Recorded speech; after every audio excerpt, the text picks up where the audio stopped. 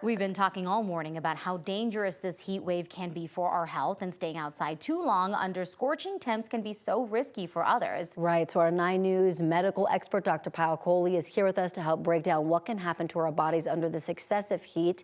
Good morning. Good morning. It's already hot out there. Yes, and this is so important to talk about. So how does our body regulate the temperatures, especially when it's this hot outside? Yeah, it's very interesting. So our brain has a little gland called the hypothalamus that's sort of like the thermostat. So that senses the heat, and then it uses our skin and our blood vessels as sort of the air vents, so to speak. So if it gets too hot, the receptors on our skin tell the brain it's a little bit too hot. The brain adjusts the thermostat down. Our blood vessels open up, but we start to sweat and give off heat. But when it's really hot outside, the receptors don't work as well to tell the brain that it's too hot, and the air vents don't work as well to really help to cool us down because the ambient temperature is just so warm. Oh my gosh, I've never known that actually, that that's what your body's doing. Yeah. What are the heat-related illnesses you're most worried about, and what are the signs of it? You know, so we talk about heat stroke and heat exhaustion, but I actually want to mention dehydration because that's one of the most common things, and they're all on a spectrum. So if you think about dehydration kind of being the mildest, most of us have experienced that when we spend a little too long out in the sun, and we don't even realize that we're dehydrated sometimes. And the way we can tell is the color of our urine and how much urine we're making. So if your urine is starting to turn yellow, dark yellow, you're falling behind. And if you're not going to the bathroom at least every couple of hours, you're falling behind. Then the next on that spectrum is kind of that heat exhaustion, where we start to have a headache, we're a little nauseous, we're a little tired, we don't feel well, essentially.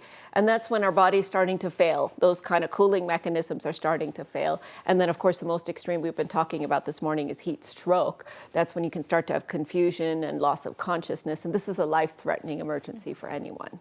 It's so interesting because for us, we're like, okay, we're feeling a little bit lightheaded, we need to drink water. But they're like kids, they don't really pay as much attention, or they don't know how to, like say it. So there are certain groups that are more susceptible to this. Yes, I'm glad you brought up the kids. So kids is a big one because they don't regulate their body temperatures as efficiently. Their body sizes are a lot smaller, and they don't realize the signs of dehydration. So it's up to us to keep an eye on our children's urine output during this type of time. On the other end of the spectrum is the elderly. They're extremely susceptible as well because their mechanisms to regulate their body temperature aren't as efficient. They're often on medications like beta blockers and diuretics that can actually impair your body's ability to regulate temperature, regulate volume status. And of course, they have chronic health problems as well, like high blood pressure and such, that can make them more susceptible to the effects of this. Pregnant women is another one because they're carrying the baby as well. Their blood circulation is very different than many of the rest of us. And groups who we don't often think about, but anyone who's homeless, anyone who works outside, and any athletes who are exercising outside. Today is not a day to exercise outside at all, as much as I love exercise. Yeah. Okay, I'm just chasing after my toddler with a water bottle all Right, day for like weeks on end. Before we run out of time, talk about the pets and who is the most susceptible for a day like today. Right, so all pets actually, and especially certain species of dogs, so like pugs and bulldogs are more susceptible. If you've got a pet that's overweight or obese, or a pet that's older, these are, again, just like humans, are not able to regulate their body temperature or if they're taking any kind of medication. And with pets, it's harder to tell because just like kids, they don't tell you necessarily that they're dehydrated. So putting ice cubes in their water bowl, make sure you do that today. Make sure you're filling up their water bowl regularly, looking at their eyes and their gums to see if their eyes are sunken or their gums or their tongue looks dry. That's another way to know.